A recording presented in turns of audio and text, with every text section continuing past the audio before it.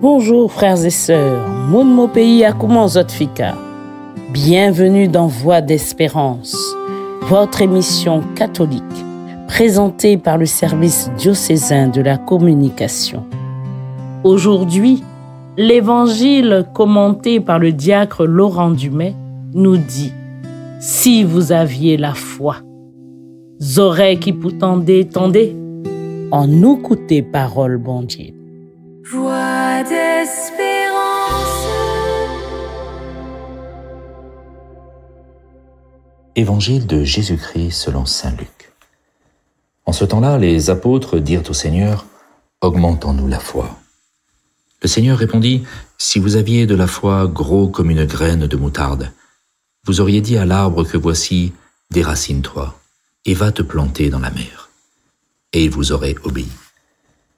Lequel d'entre vous, quand son serviteur aura labouré ou gardé les bêtes, lui dira à son retour des champs, « Viens vite prendre place à table » Ne lui dira-t-il pas plutôt, « Prépare-moi à dîner, mets-toi en tenue pour me servir, le temps que je mange et boive. Ensuite, tu mangeras et boiras à ton tour. » Va-t-il être reconnaissant envers ce serviteur d'avoir exécuté ses ordres? De même vous aussi, quand vous aurez exécuté tout ce qui vous a été ordonné, dites, nous sommes de simples serviteurs. Nous n'avons fait que notre devoir. Acclamons la parole de Dieu.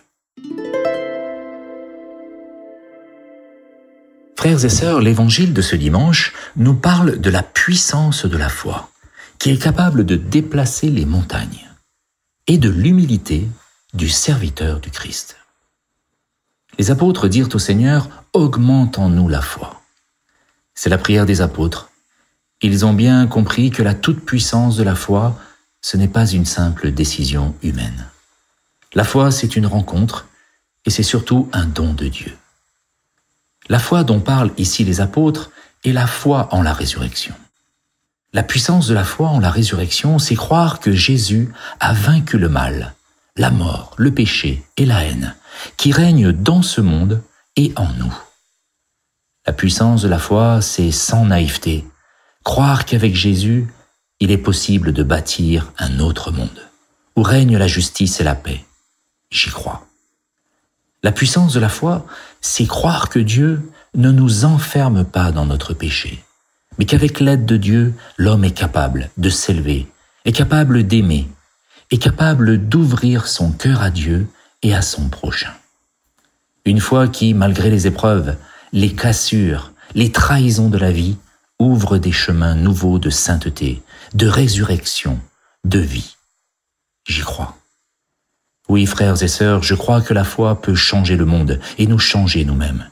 Une foi qui transforme, qui renouvelle tout, qui récapitule tout. C'est la foi dans la résurrection du Christ, vainqueur du péché et de la mort. Celle qui déplace les montagnes de nos fragilités, de nos limites et de notre impuissance.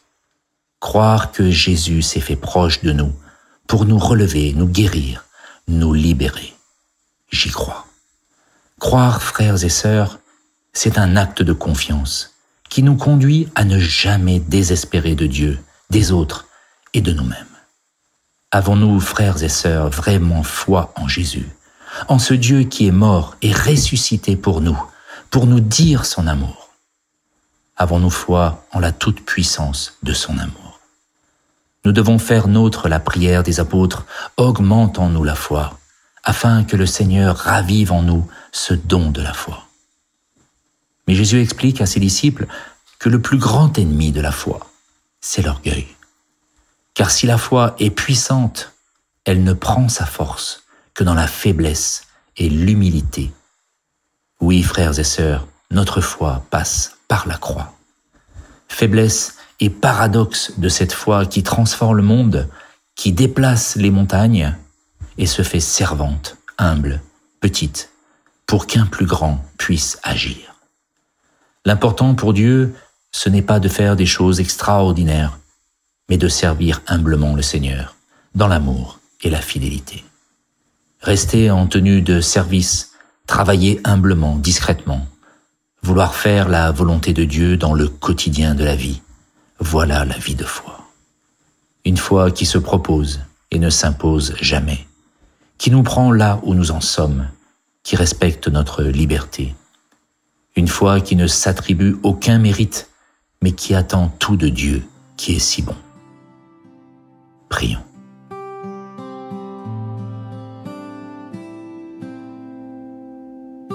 Seigneur, aujourd'hui, ton esprit est toujours à l'œuvre dans l'Église. Dans ceux et celles qui veulent te suivre, s'il te plaît, Seigneur, augmente en nous la foi. Rends-nous petits, humbles, pour que tu puisses faire des miracles et des merveilles dans nos vies. Au nom du Père et du Fils et du Saint-Esprit. Amen. Merci au diacre Laurent Dumais. Prions encore. Je reçois cette parole aujourd'hui comme une exhortation à manifester la foi dans les situations de ma vie. Aide-moi, Seigneur, à rester ferme sur ton chemin d'espérance, toi qui vis et règnes pour les siècles des siècles. Amen. Et voilà, frères et sœurs, notre émission 100% catholique, Voix d'espérance, touche à sa fin. Le diocèse de Guyane vous invite à la 2e édition de la soirée Atmosphère d'adoration organisée par le renouveau charismatique de Myrza et les assoiffés de Dieu le samedi 11 octobre 2025 à 20h. Vous êtes attendus très nombreux à cette soirée Atmosphère d'adoration à Myrza. Soyez bénis. Voix d'espérance.